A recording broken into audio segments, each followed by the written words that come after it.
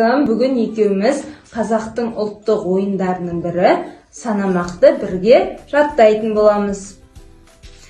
Қазір мен саған үй жануарларымен, тіршілік иелерімен, құстармен байланысты санамақты екеуміз бірге айтатын боламыз, жарай ма? Қазір мен саған көрсетіп отырам, сен қай санға дейін білесің, соған дейін айтсаң, мен сені ары қарай жалғастырамын. Бірінші айтағы, бір дегенім. Бір дегенім балық, байқау суға барып. Екі дегенім ерік, ауаға көріп. Үш дегенім ерік, суға сарай ирек. Төрт дегенім тауық, бес төрттің қаны тауып. Молодец. Үш дегенім барыс, аузы кере қарыс. Алты деген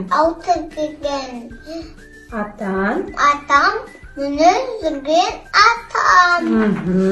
Жарайды, қызым, мен ары қарай жалғастырайын. Жеті деген жайран, желден жүйрік хайуан.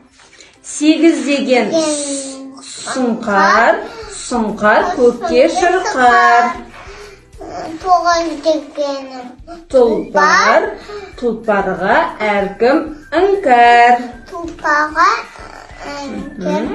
Он дегенім ортеке, қой бастаған ертеке. Жарайсың, қызым.